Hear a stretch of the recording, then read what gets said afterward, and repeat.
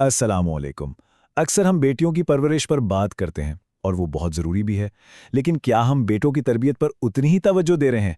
आज हम इसी पर गौर करेंगे। क्योंकि देखें, एक अच्छा बेटा ही कल का बेहतरीन शौहर, बाप और एक मुकम्मल इंसान बनता है। तो सबसे पहला और सबसे अहम सवाल यही है कि आपका बेटा तो जवान हो रहा है, लेकिन क्या आप वालिदैन के तौर पर उसकी तरबियत के जो बदलते हुए तकाज़े हैं, उनके साथ खुद को बदल रहे हैं? ये वो सवाल है जो हम सबको ना अपने आप से पूछने की ज़रूरत है। देखें, ये जिंदगी का एक बहुत ही नाजुक मोड़ होता है जब एक बच्चा बचपन की दुनिया से निकलकर जवानी की दहलीज पर कदम रखता है। इस वक्त उसे सिर्फ आपकी शफकत नहीं चाहिए, बल्कि उसे एक दोस्त और एक रहनुमा की जरूरत होती है। तो इस सफर में ना हम 4 अहम सतूनों पर बात करेंगे। नजर की हिफाजत, जिम्मेदारी का एहसास, दोस्ती का रिश्ता और हाँ, ईमान और सोहबत। तो चलिए शुरू करते हैं। सबसे पहला उसूल, नज़र की हिफाजत।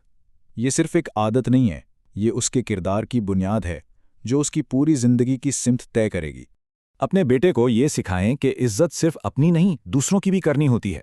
जब वो अपनी नज़र को काबू करना सीखता है तो वो दरअसल अपने नफ्स पर काबू पाना सीख रहा होता है, और यही चीज़ उसे ज़िंदगी के हर मैदान में कामयाब बनाएगी। उसे ये जरूर बताएं कि असली ताकत जिस्मानी नहीं होती, ज़हनी होती है।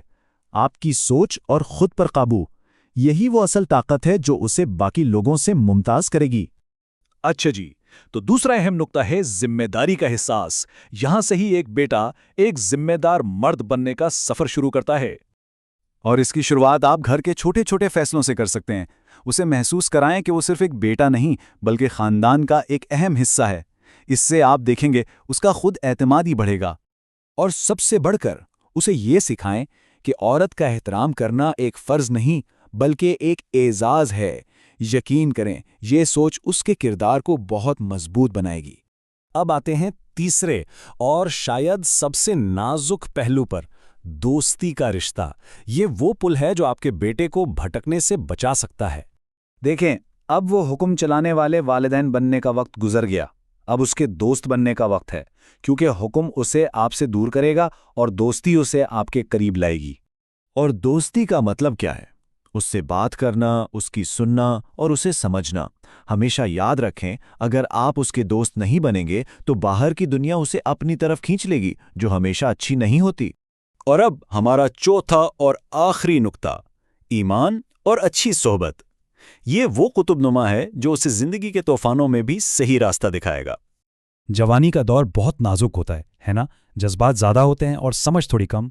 ऐसे में रूहानी और समाजी रहनुमाई की अहमियत पहले से कहीं ज़्यादा बढ़ जाती है। कहते हैं ना, इंसान अपने दोस्तों से पहचाना जाता है।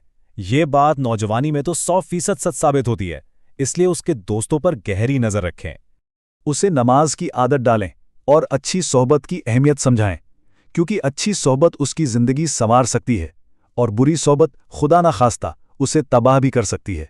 और आखिर में बस ये याद रखें कि आज का बच्चा ही कल का मुआशरा बनाता है। ये एक बहुत बहुत बड़ी जिम्मेदारी है।